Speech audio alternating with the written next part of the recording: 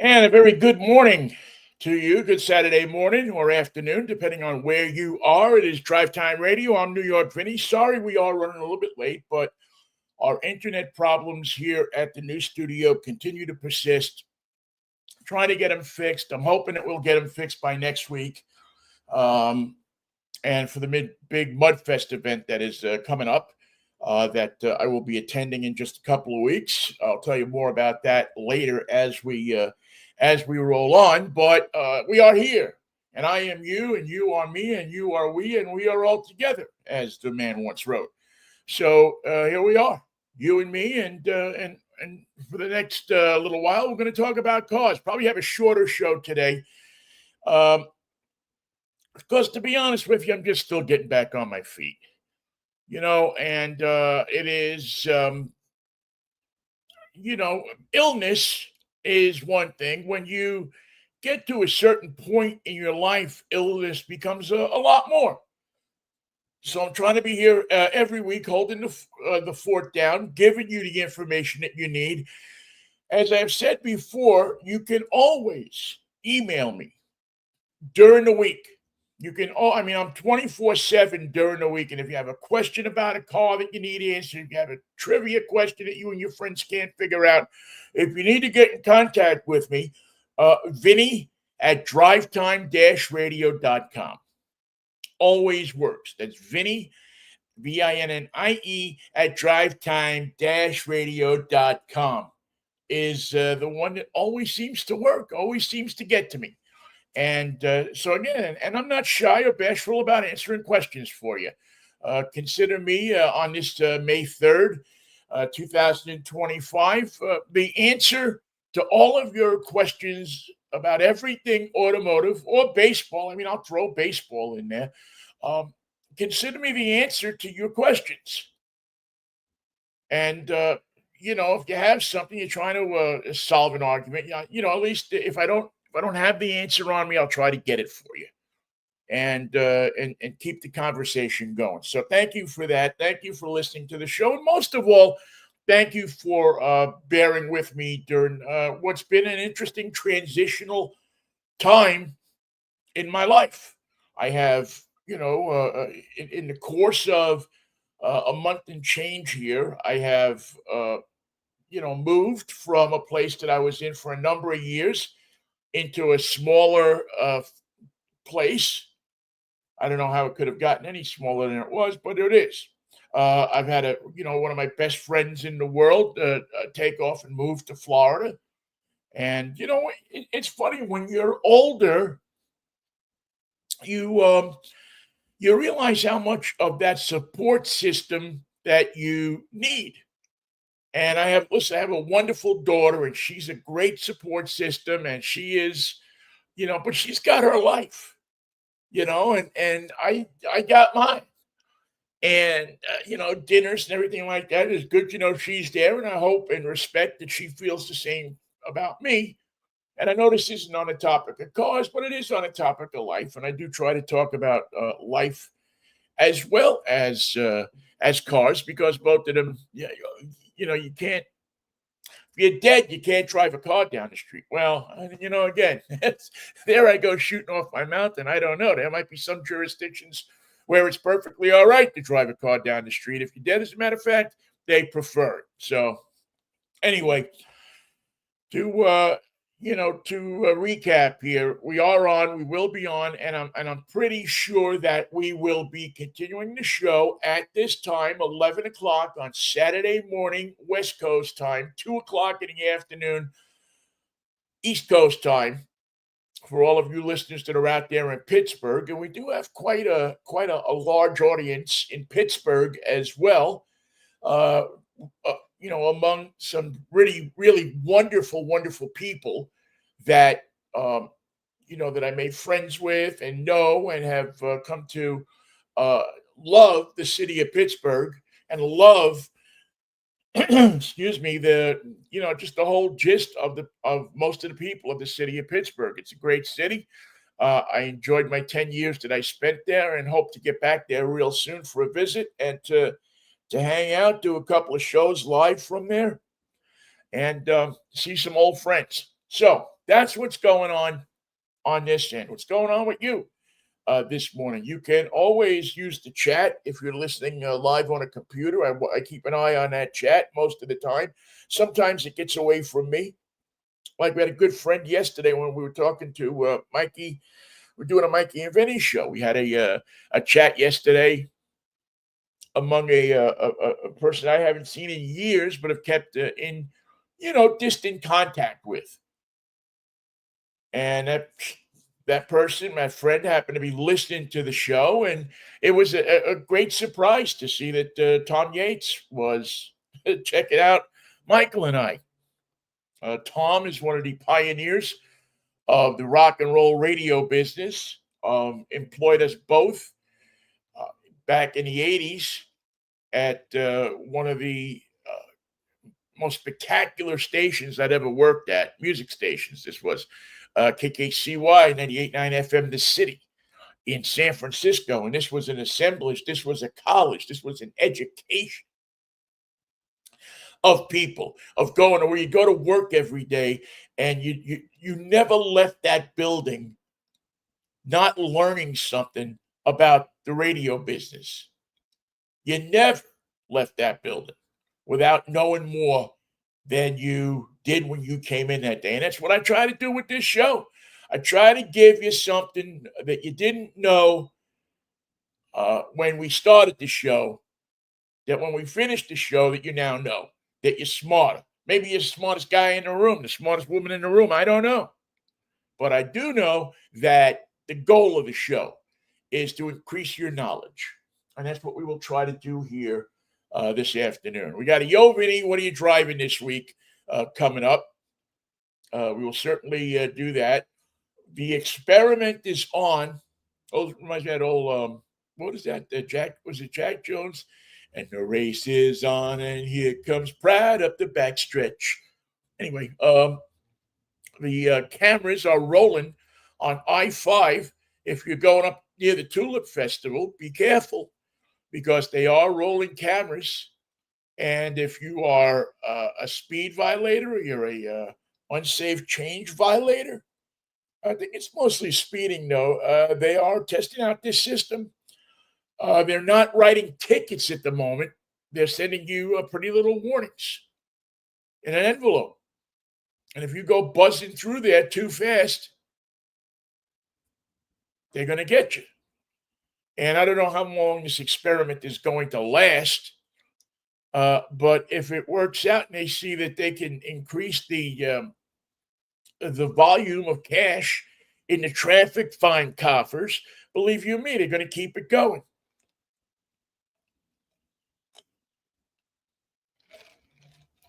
The state needs money. These jurisdictions need money.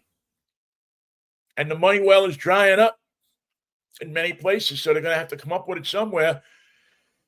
So they figure that they'll be able to make up some shortfalls in people that speed through that section of I-5. Not to mention the fact that, as we have talked about on this show before, the deaths by collisions involving speed, and I think that's 5 miles an hour or more over the speed limit, have gone up significantly since COVID.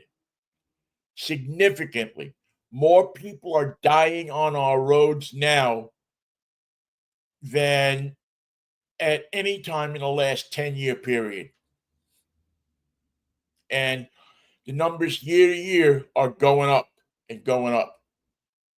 And it's something that I think we're starting to get a grip on or a grasp on or a hold on the cost of it, not just in human in damage and in death and automotive damage, but in the psychological toll that it takes on so many different people.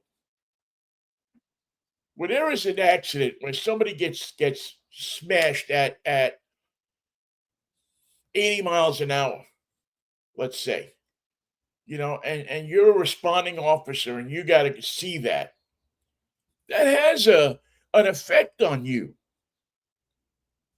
I mean, I've told stories many times about being a tow truck driver in my younger years, and in New York City, and going to see accidents where people's limbs were ripped off, where people's were crushed, were smashed, were kid. I mean, I don't want to go through the whole plethora of it, but it had an effect on you. Now you stuffed it because you didn't want to seem like you were a man, and but you stuffed it and you went on and you did it. But let me tell you something: hooking up a car where somebody's hair is hanging in the windshield from where their skull went through it is going to leave an impression on you.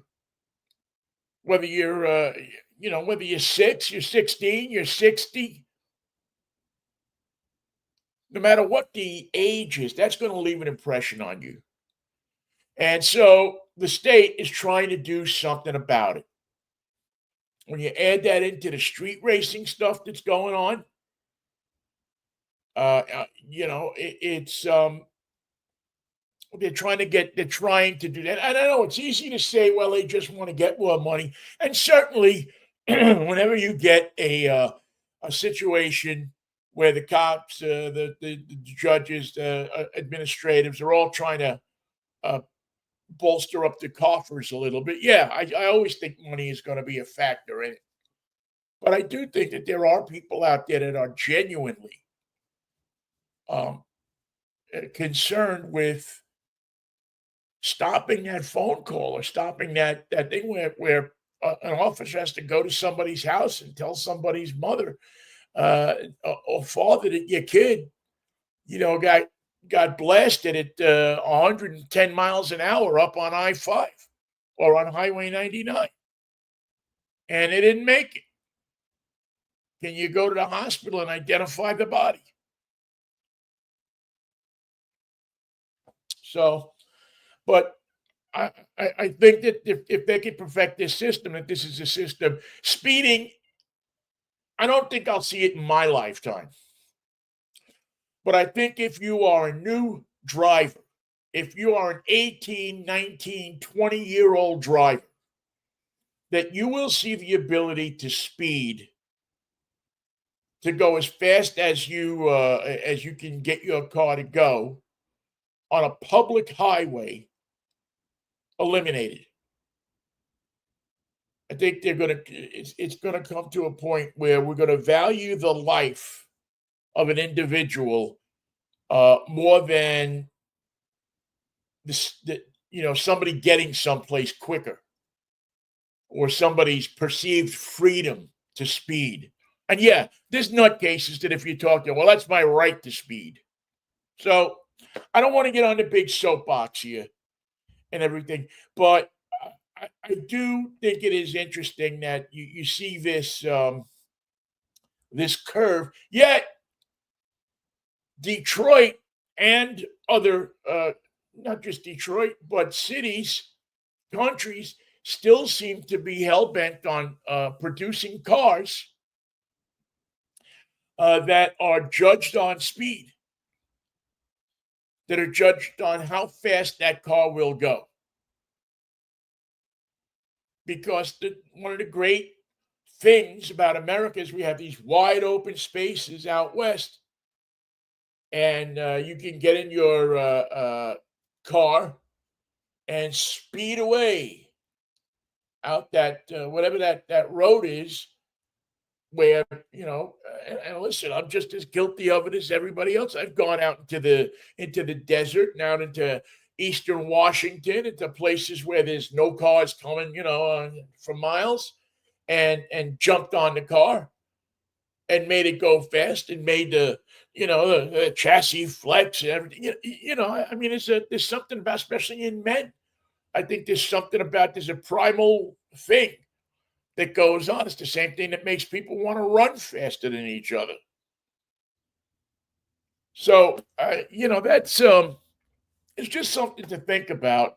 And I think in the time that you are alive, if you're a new driver, you will see serious restrictions on speed. You will see more and more and more the idea that speed is causing more harm than good. And it'll be a combination of people who believe that speed is unsafe. It'll be a combination of people who believe that speed kills. It'll be a number of people who believe that speed causes a drain on our natural resources. It'll come at you from all angles. And hopefully, we'll be able to figure out a system, and I don't hold a lot of hope out for this, a system where you who like the speed, who want to feel that thrill of speed, and yes, there's a certain adrenaline rush, there's a certain thrill that comes from driving fast. I, I think that, and I hope that you will be somehow accommodated. That there will be racetracks allowed to exist. That there will be um, places where you can go and take your car and drive it as fast as you would like after it passes a safety inspection, and you'll be able to do that. And so, at least in some sense, in some respect, everybody will be able to get what they want. The roads will be safer, and the facilities that are set aside for speed will be utilized and regulated in a manner that prescribes safety, that makes it the safest environment possible for people that want to participate in that or people that want to spectate that. I don't think racetracks are going to go away.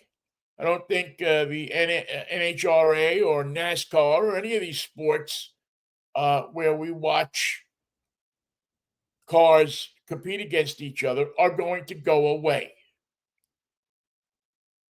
And I don't think that, the back road races, boom, boom, from town to town, I don't think they're going to go away altogether either. But you can't continue to have these accidents, well, I shouldn't call them accidents, crashes, these events that take place where people are being ripped out of a car by sheer force. I saw an accident yesterday. Well, again, I hate to use that word accident because it wasn't an accident. But I have this application app on my phone that if a chase starts to happen, especially in Southern California, bing, bing, bing, your phone goes off and you can look at. There's a chase yesterday. They're chasing this guy on, I think it was I-205 in Pasadena, live television. And the helicopter and the news chopper and everybody are following this guy. And he's doing about 120 on a Friday afternoon at 2:30, 3 o'clock up the freeway, and he clips the back of a dump truck, and the car he's driving, I think it was a Honda, opened up like a can opener. And so there you are watching on live TV as this guy's body is hanging out of the side of the car.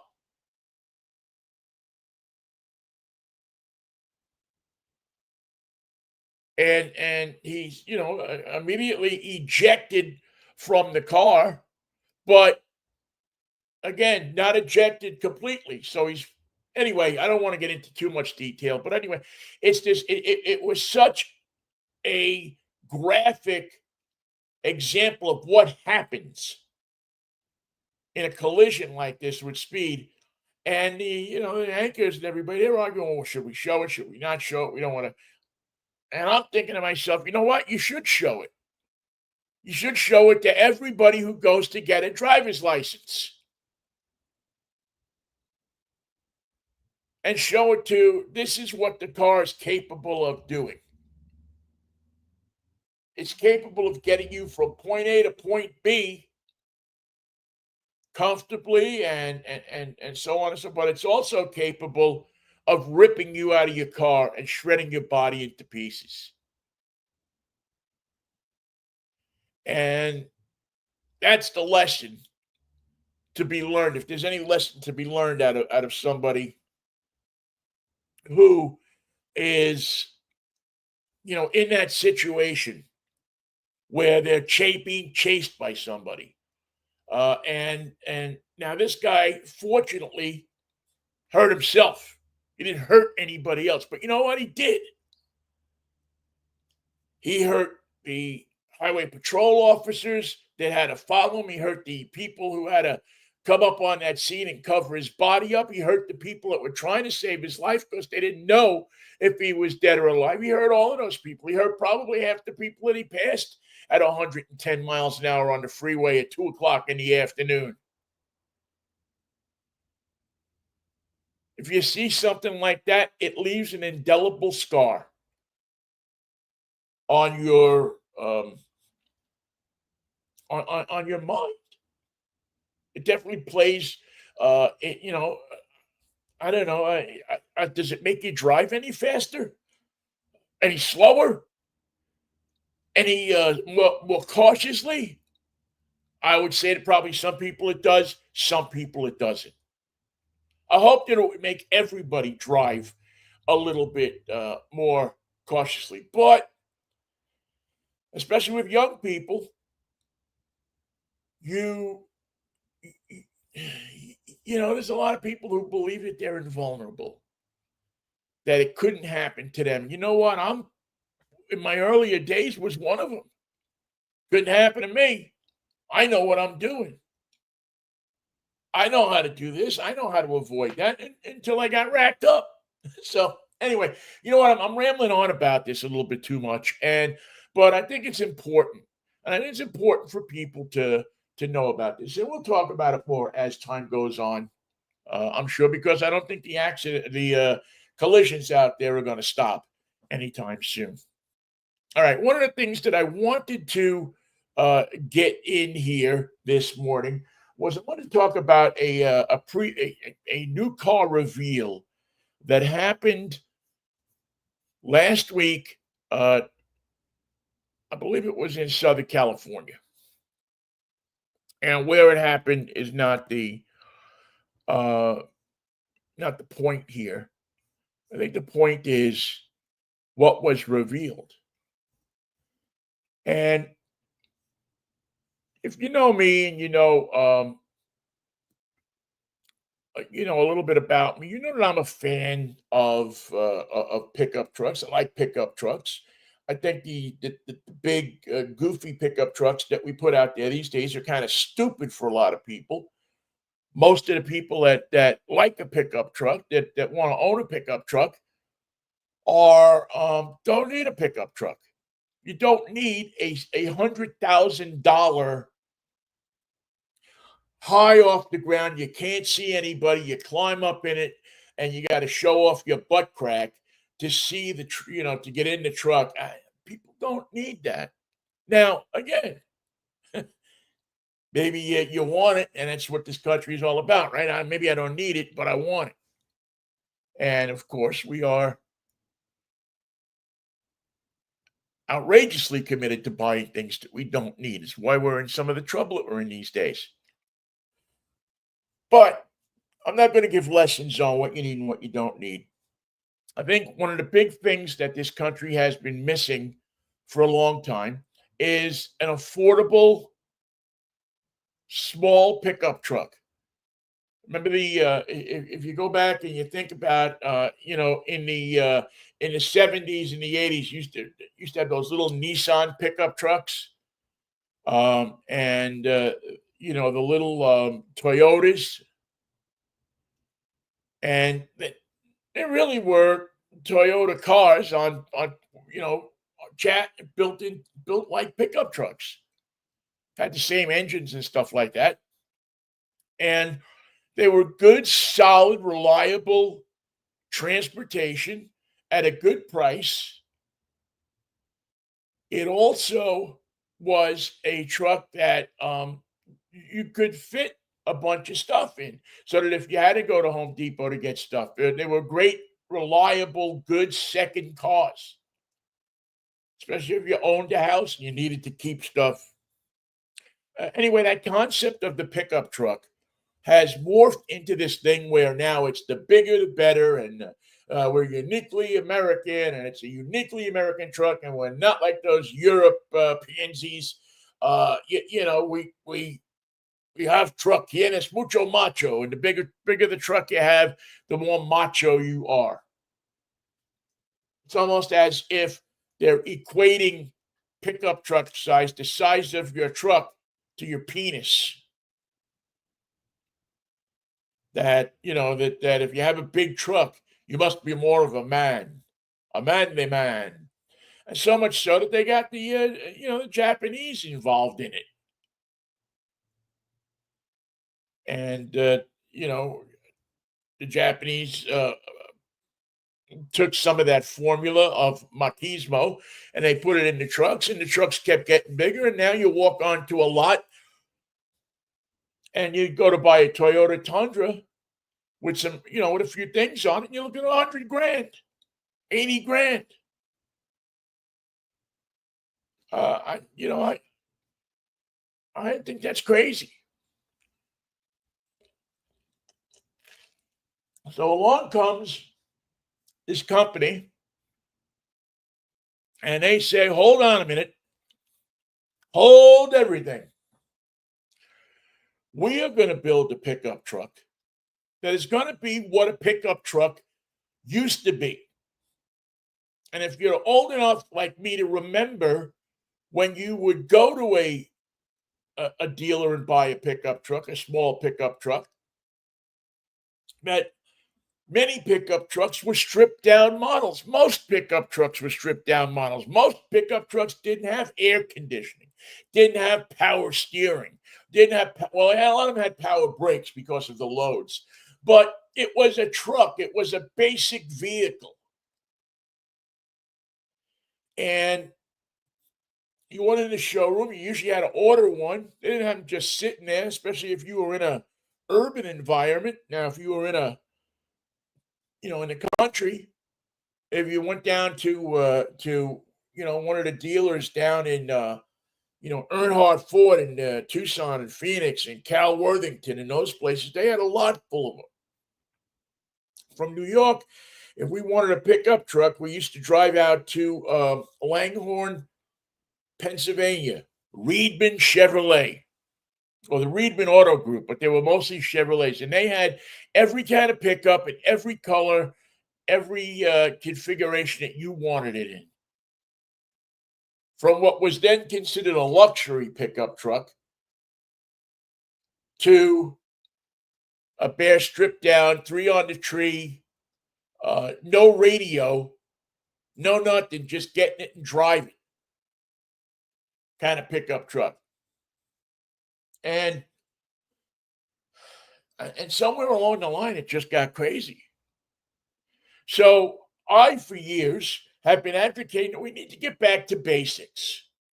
We need to get back to trucks, to pickup trucks that a family, and Ford kind of got this a lot with the Maverick, but that a family can go and buy it and enjoy it and use it for stuff around the house, use it to go up to the cabin, use it to do some things in that they would do, and it can still be a work truck for dad. It can still be a garden run to the garden store truck for mom. It still could be that vehicle, that accessory, and it would come in at somewhere under 30 grand new, so that it was affordable for most families. Also, a truck that would be durable, a truck that could be affordable for food delivery people, people that deliver stuff, people that do gig work, that $30,000 wouldn't kill you. That you could buy that truck and wind up going into a little delivery business and making money. So anyway, Slate, this auto group, this bunch of people got together and said, we can build that truck.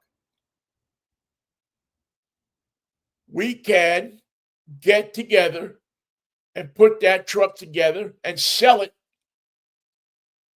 because we believe that people don't need all the crap that people get on pickup trucks. That it should be that if you go to buy a pickup truck like the old days, like the 70s, my God, the 70s are the old days, but like the old days, if you want equipment on your pickup truck, if you need trailer brakes, if you need this, if you need that, if you need a custom interior, if you need a sunroof, if you need that, you can get it. But if you don't need it, you don't have to get it. You don't have to buy a $10,000 package or this. You can take a list and go, boom, boom, boom. This is what I want on the truck. This is what I believe, I need. And maybe you can get that truck to come in at under $30,000 or around $30,000. And that's an affordable payment these days. I mean, there's people out there making $1,500 a month truck payments. So Slate comes along and says, we're going to do that. We're going to give you a truck that you want, whatever color you want. Well, you can pay $295 extra. You can get it wrapped in whatever color you want to do. The kids are wrapping the trucks these days. We can do the same thing. You want custom wheels on the truck? You can get them. You want a version of a truck that has a roof over the bed? We can do that for you. You want all of these different options that come on this truck, and we can get them for you. We can get them under warranty, and we can get them from the factory. That you can walk in to either a dealership or you can walk in and order this truck basically the way you want it. And that truck will come uh, to the dealer 6 weeks after you order it or whatever. Be ready to roll off the showroom floor, off the lot, with exactly the options that you want. So if you are a business that is just starting up and you need a pickup truck, instead of going out and spending $40,000 on a used truck, here you are, you can go and you can buy yourself a new truck. May not be fancy, but let's face it, all you need on the side of the truck is your name and your address, right? May not be show-offy, but it will get your tools from point A to point B. It will get you from point A to point B. It will be a truck that is reliable. It has an engine and brakes and a motor and and all the stuff that you need. Well, it has a means of conveyance because the Slate is going to be an electric truck. And so they put this truck out there, and I think from what I've seen from it now, it's been the buzz of the industry this week. I mean, it actually knocked tariffs off of the front page in industry news. So I think it's great. I think anything that could knock tariffs off um, the front page, the front of the front headline in your internet stories. Anything that could do that in my book was a winner. But here we are. And again, I think that I think this truck is going to be a huge success. Uh, Electric and basic. I think it's the truck America needs. And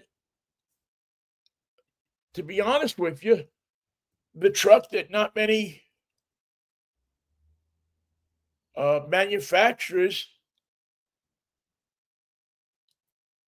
had the nerve to put out. Now, I don't know where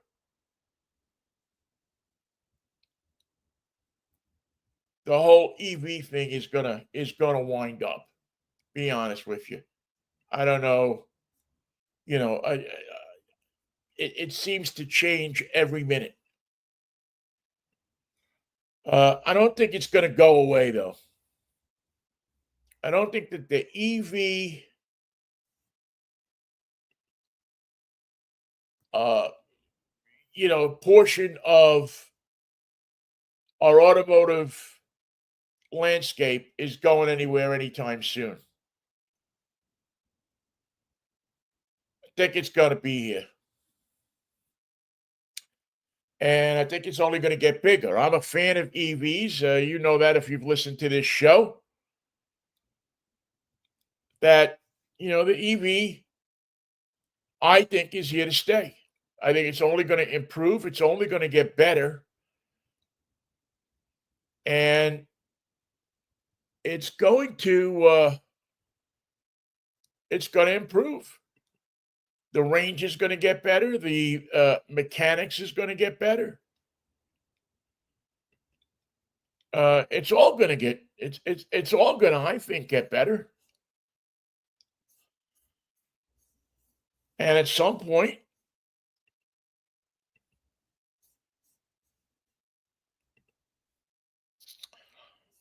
I think that we're already seeing it now. This is the truck. This is the basic. I think this is probably your $27,000 version of the slate. Uh, but I think that this truck, now again, lots of options on this thing, lots of ability to change things. They were talking about, and I haven't seen the truck in person, but they were talking about being able to pull a roof out and then change it into a four-seated SUV type machine, have covering for the bed. But again, if you want it in pink, you can order a wrap for it. It'll be in pink, it'll be in blue, be whatever color you want it to be in. If you want air conditioning, if you want um, different options on the thing, you'll be able to order them. You'll be able to get them. You'll be able to get them afterwards. Let's say you buy this car and you're up here in the Northwest and you don't need air conditioning, but then all of a sudden you're going to move to Tucson where you would need air conditioning, where air conditioning would come in as quite a good thing to have. Well, then all of a sudden, now you can, from what I understand, and again, I think things are a little fluid with this, but I think all of a sudden you can go to either the Slate website or somewhere and be able to order some of those accessories post sale. A lot of them can be installed on a vehicle afterwards. They also say that they want to make this vehicle so it can be a DIY vehicle so that you can do a lot of the repairs on this vehicle. Don't forget, I mean, we're talking about an electric car here. We're talking about battery, wires, wheels. I mean, nothing you're not looking at an internal combustion engine or so on and so forth. A lot of the parts on this thing are going to be, take one out, put one in.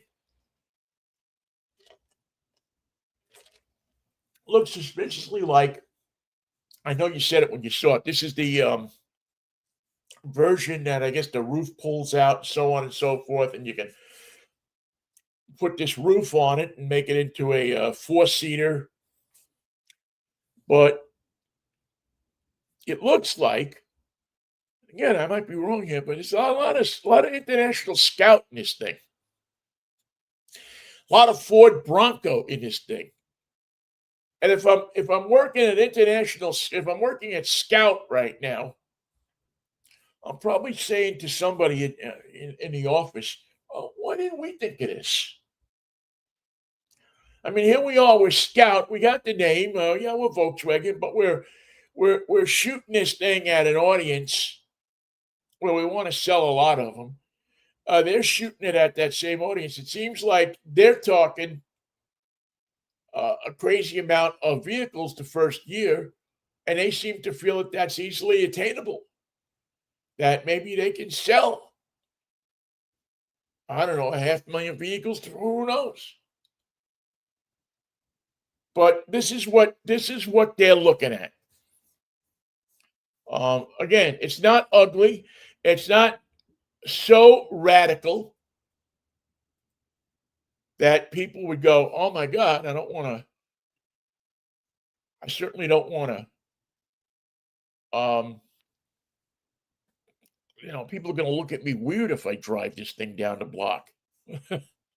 No, I don't think so at all. I think that you're probably in a really good place with one of these things. This is one of the things I really liked about this is the interior. You get into an interior today of a vehicle, and I mean, it's like you're in a video game or a computer. It's ridiculous on the amount of things that you have to learn, that you have to familiarize yourself. And is it really much more convenient? Is it more convenient to have a switch on the dashboard that you have to go through three programs on this huge screen, Jagunda screen on the dashboard to get to your heater to turn on the heat? Or is it easier to have a button on the dashboard that says heat and a slide that says, to 80 degrees or to 70 degrees or to 60 degrees to whatever you need? Back to basics. This is the interior of this vehicle. Take a look at this thing. No big video screen. Is it now? From what I've seen, what I believe, your cell phone sits in the dashboard, and you can control your nav system and your music through your cell phone, which you can in many cars these days, right? Isn't that Apple Car and um, the different operating systems that work out of your cell phone. The two big ones, Android and Apple. I mean, you put them in, you put your phone in a wire it in, or you put it on a pad on your dashboard or on your console, and boom, there it is. Well, this has that same concept. Back to basics. I mean, it reminds me again. I go back to International because they made great trucks that didn't have a lot on them. And I remember my dad had a '53 International pickup truck. The air conditioning were wing windows and a vent in the middle of the cowl that you pushed down, and it forced air into the cowl. That was the air conditioning. The vent windows brought in air from the side. Now, it was never hot in that truck, no matter how hot it was outside. See, we've tricked ourselves as Americans to believing that we have to have all of this stuff in our cars. And I agree with a lot of the safety stuff. I mean, I think we should have, uh, brakes that can tell you when you're going to get into an accident, or a car that can tell you when you're going to get into an accident. I think we should have stuff that corrects you when you're going off the road, or things that sound warnings when you don't have your seatbelt on, or something like that. But this whole idea of, again, the car has to turn on when we sit our butts in the seats. While very nice and very luxurious, it's almost ridiculous. And I mean, I drove a car 2 weeks ago, uh, uh, the Audi Quattro, That was a wonderful car. I love this car. The e-tron, the Q4, I think it was, e-tron. And what a beautiful car it was. But the car turned on and off when I sat in the seat. But you never really knew if it was turning on or off when you sat in the seat. And if you had a butt like mine, that's a large butt, and you sat in the seat, you didn't know if you would turn the car on, turn it off. I just wanted a button or a key or something. You hit it, it turns on, and you hit it, it turns off. I don't want a package of stuff that automatically does this and automatically does that. Now, do I want a car that will turn on and off when I turn the key? Yes, very important.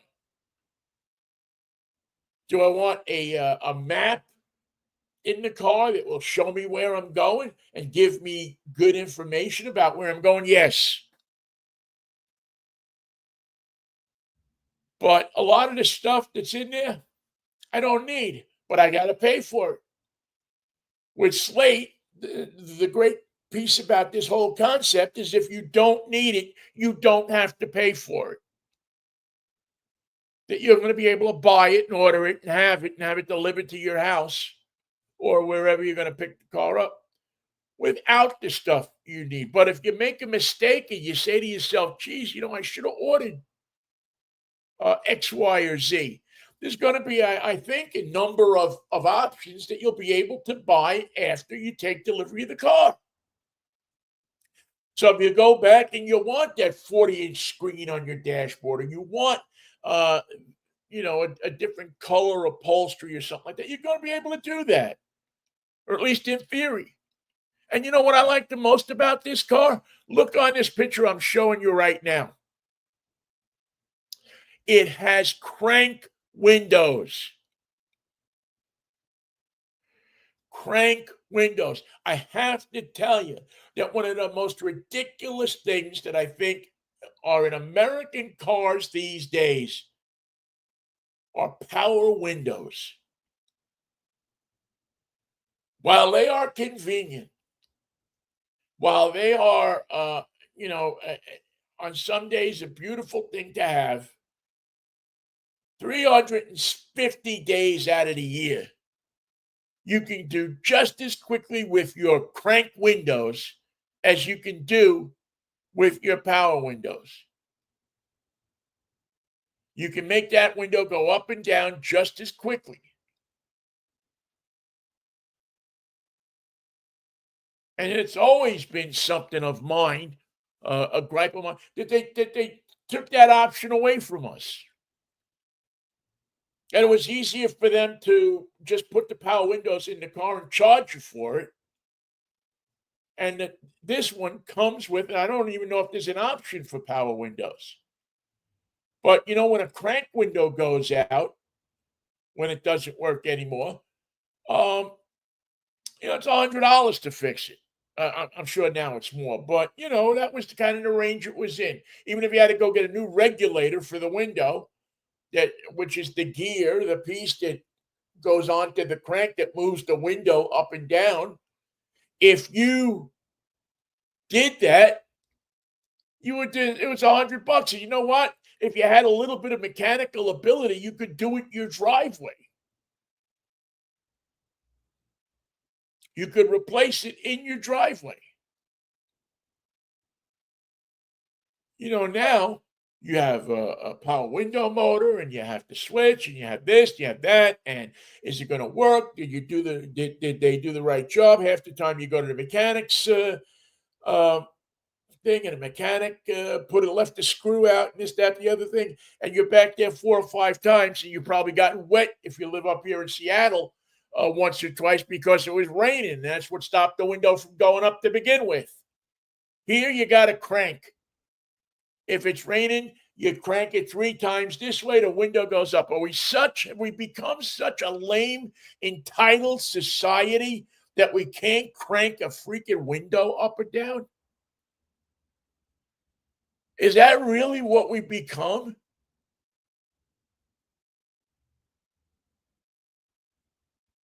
So I don't know. I like this vehicle. I think I'm nothing but enthusiastic about this vehicle. It's the vehicle that I have waited for. And by the way, all of these pictures that I'm showing you today come from Car and Driver magazine. Sean Rice seems to be the person that shot them, and because I didn't get an invite to the slate preview, so I couldn't shoot them myself. I had to borrow them from somebody. So thank you, Car and Driver. If you want good stats on vehicles, if you're thinking of buying a vehicle, one of the places that you can always go, in a magazine that I've read since since I could read, is Car and Driver. So if you get a chance to, and you want to learn more about Slate and other vehicles too, go check out caranddriver.com. They'll give you some good info, and it's always a good spot to take a look at cars. But again, this is the vehicle that I've waited for, and I wish them success. I am going to be Slate's biggest fan because I don't think any. No, let me take that back.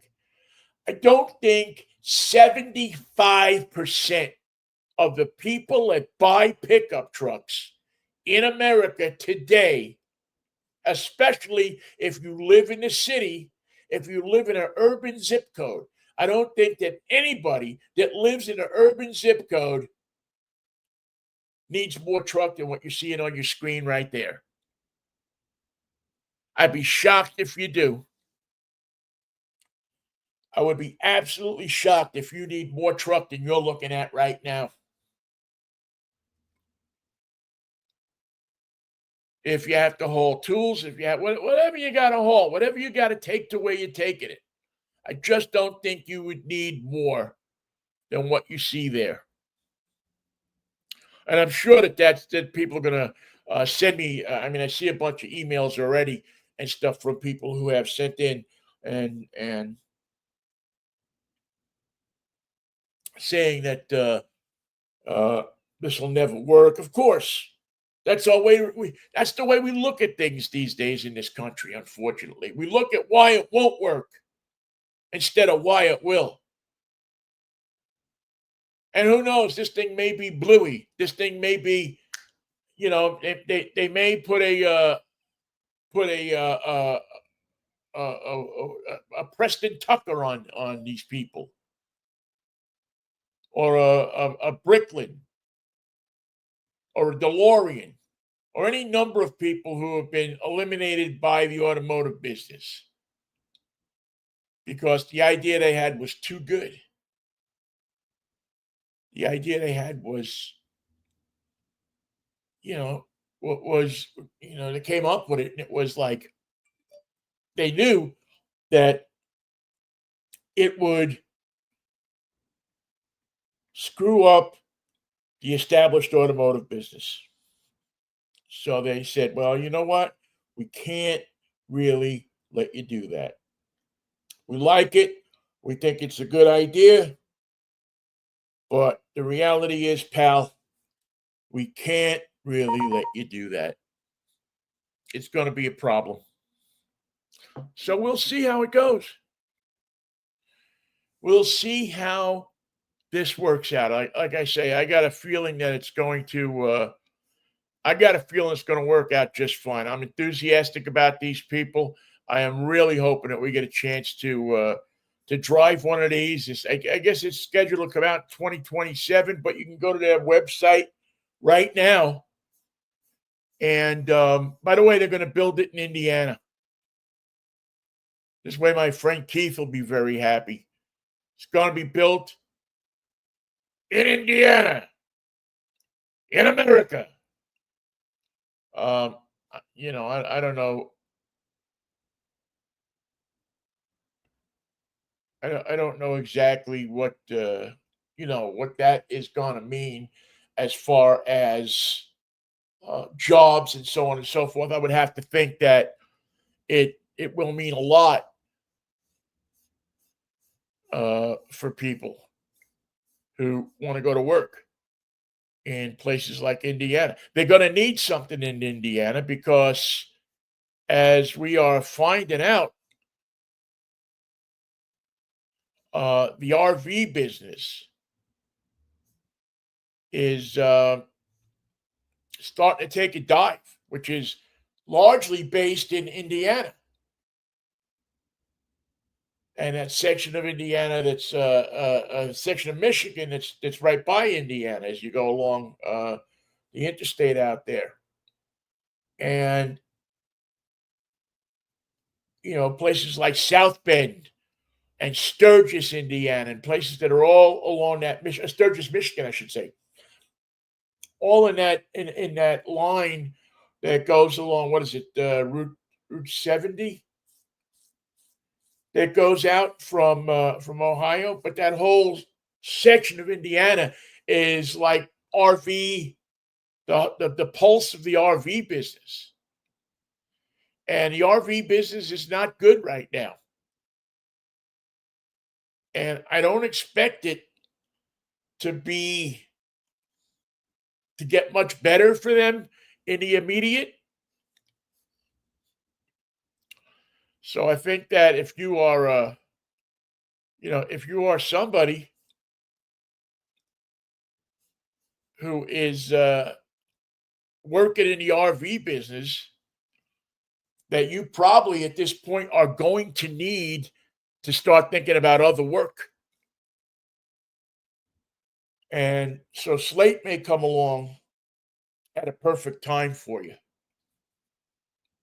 because as we keep seeing for these um, different car companies and so on and so forth, I don't know how many people are going to be able to afford, at least in the immediacy, how many people are going to be able to afford these $100,000 cars and RVs.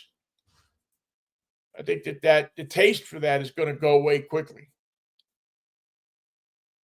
And you're going to need something to fill that gap with people. All right, let's quickly hit Vinnie. What are you driving this week? We want to make sure that we get that in here this beautiful week. But we do have we are driving something. I think that I've become. Listen, I'm a big fan of the minivan. I'm a guy that thinks that the minivan is one of the best inventions ever in cars. I don't mock them. I don't make fun of them. They are a cultural statement, and they are much, much more. They are one of the best people movers, family cars ever invented.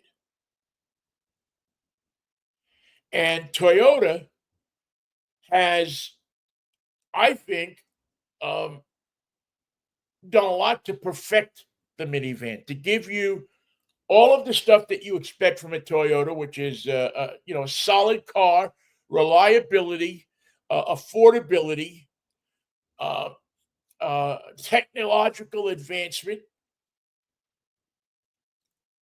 It's a name that you have come to be able to trust in cars. It's that simple. And Toyota is out with their minivan, which has been around for a long time, except that this one, the Sienna, is a plug-in hybrid with all-wheel drive, and is comfortable, and is a people mover, and is refined. It really truly is one of the most refined. I mean, I'll put this one, and I'm a big fan of the Chrysler, and I put those two right at the top of my list with the Kia right behind it. I mean, a Kia Carnival we drove a couple of weeks ago. Hard to find anything wrong with that. But it's one of those automotive segments that, for whatever reason, carries a stigma, almost to the point where I was at a reveal once where a manufacturer would not call it a minivan. They wanted to go with people mover. There was such a stigma around minivan, they felt. that they want. No, no, no, no, no. It's not a minivan. It's a people mover. So this week I am driving the plug-in hybrid Sienna Toyota, and this is, as I said, this is a spectacular looking vehicle.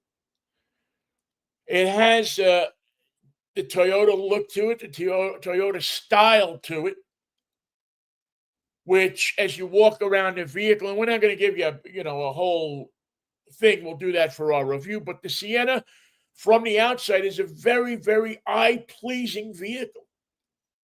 Yeah, they all look alike to a certain degree, but I like that Toyota has worked in the some nice lines along the side. I like that Toyota has worked in some architecture in the back so that it looks a little bit distinct from everything else that's out there. And I like the fact that they've identified it with the plug-in hybrid. I like the fact that they have identified it with the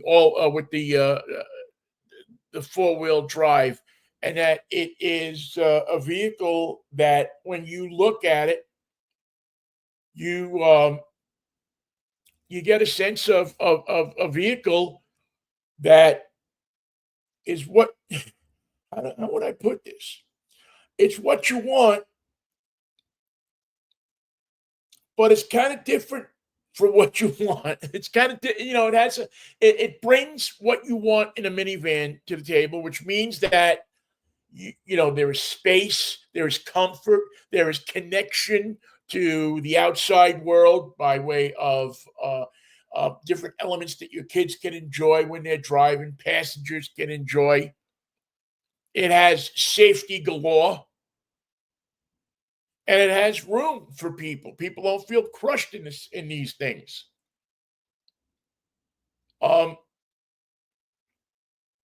Really, again, I thought that it was. I thought it was a great vehicle.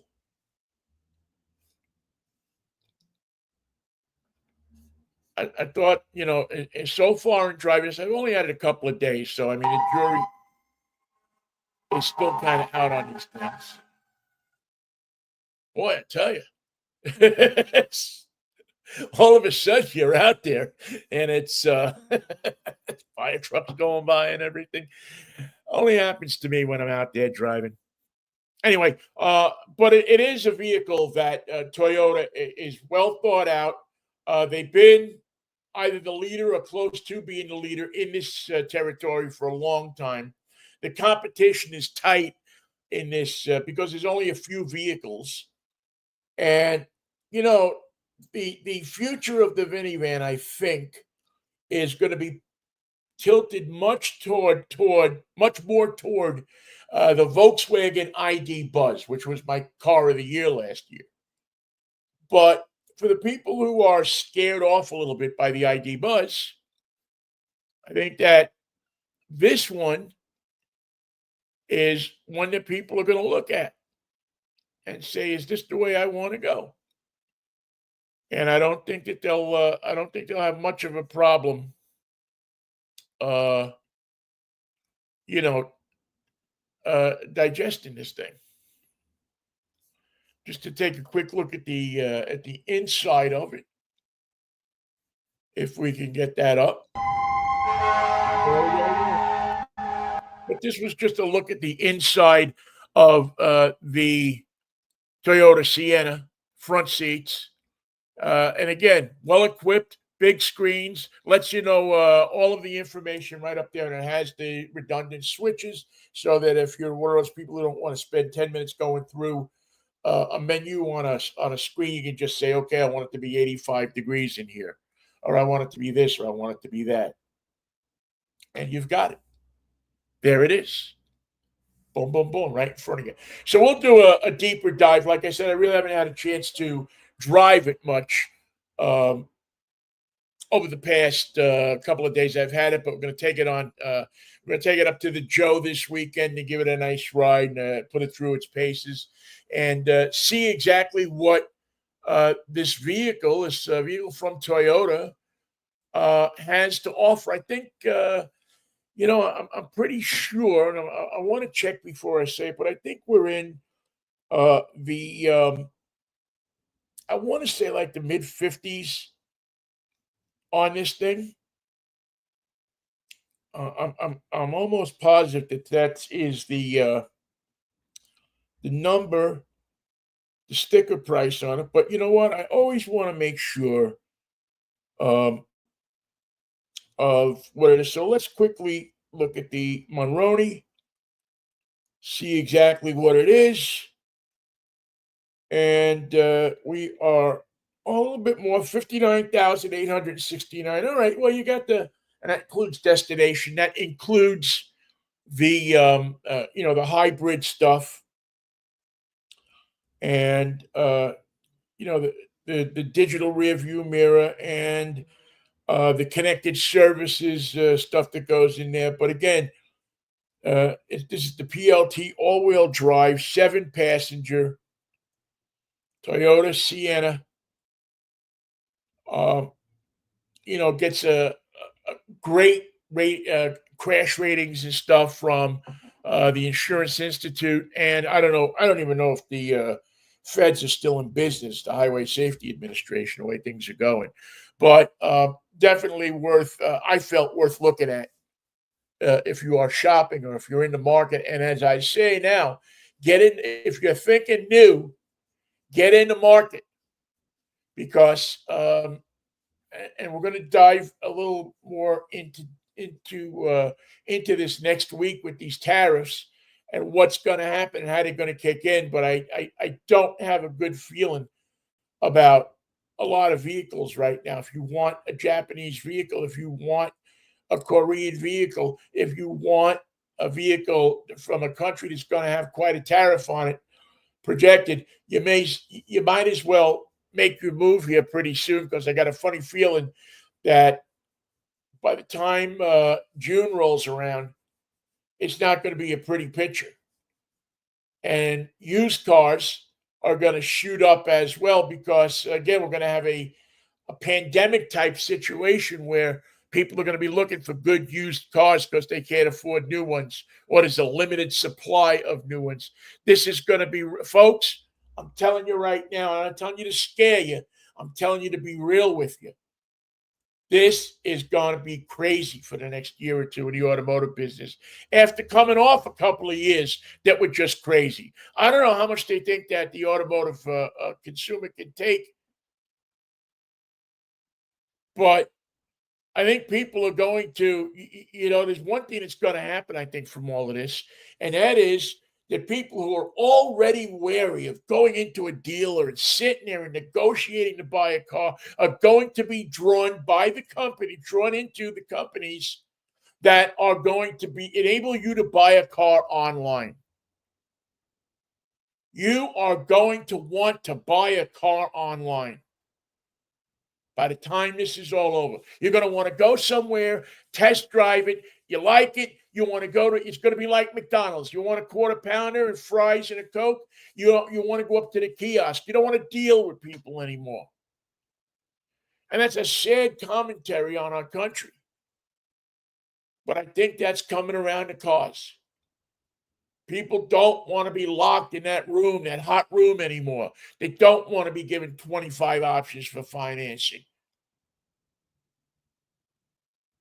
They want to go in, they want to check off the boxes on the internet list, and they want to put the list in, and they want the car to show up at their house. That's America in 2025. And the manufacturers and the people that can adjust to this and deal with it are going to be the winners. And the people that can't are going to be the losers. And as we all know in this world, folks, there's winners and there's losers. Just ask Tom Petty. And that's how it goes. Right. One quick note for our friends at Shoreline Cars and Coffee. I'm sure that you have known this. And I didn't mention it because uh, we've had some interesting an interesting couple of weeks here. But let me quickly Shoreline Cars and Coffee, which is one of my favorite places and one of my favorite people to hang out with on a Saturday morning. I meant to get down there this morning, but it didn't happen.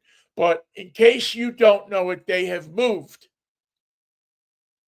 And so Shoreline Cars and Coffee is no longer up in the Town and Country um, parking lot, the Chinese restaurant parking lot up there. They have moved. They are now every Saturday from 7:30 to 10:30 behind the Aurora Borealis nightclub, which is at 16708 Aurora Avenue in Shoreline.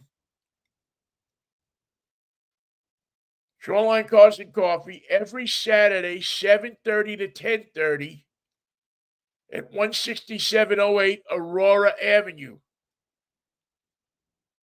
right behind the Aurora Borealis Club.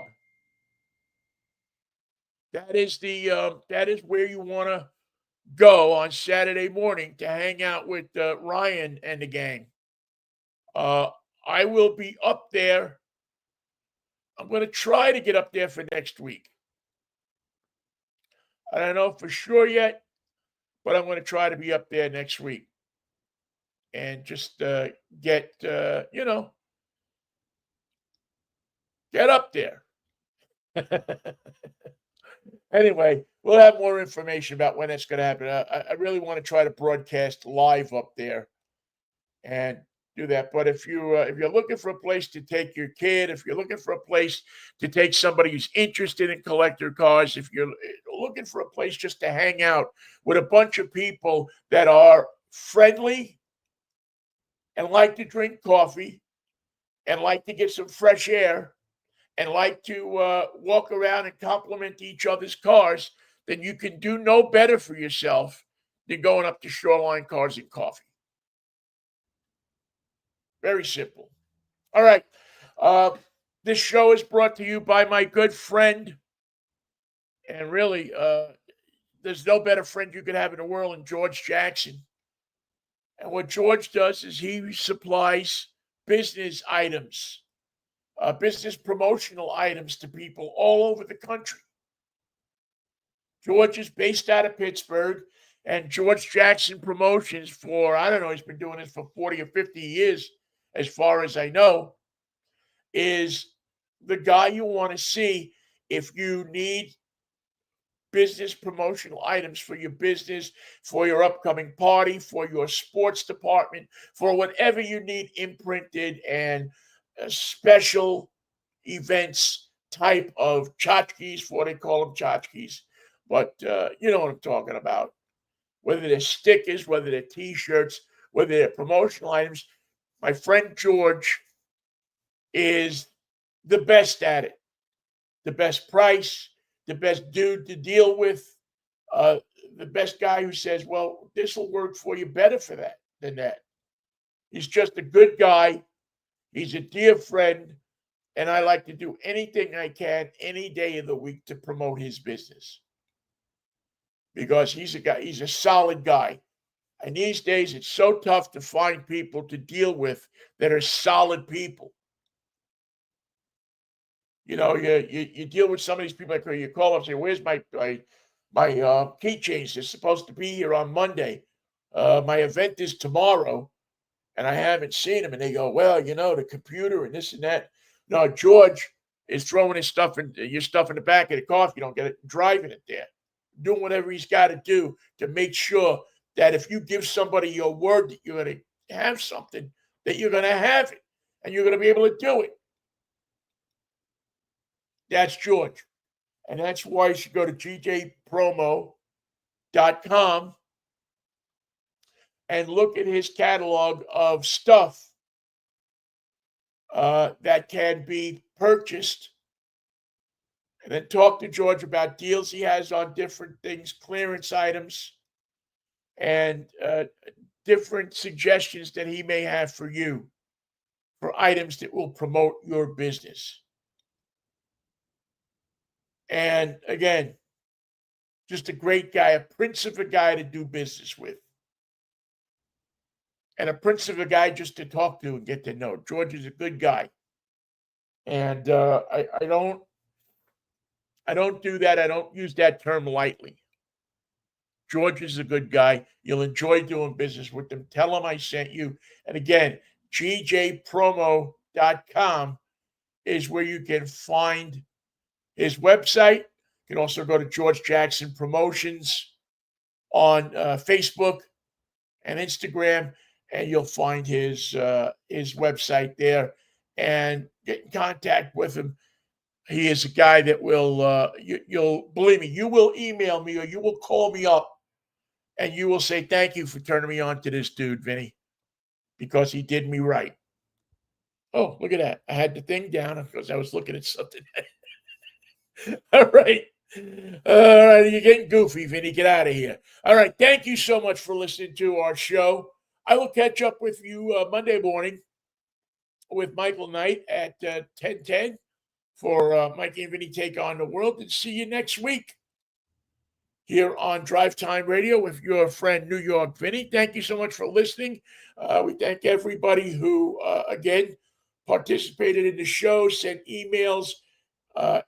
Vinnie, Vinnie, at drivetime-radio.com is our number. And we'll see you next Saturday morning at 11, if the Lord's willing and the creek don't rise. Have a good and safe weekend, ladies and gentlemen. Appreciate you. And we'll see you next week. Bye-bye now.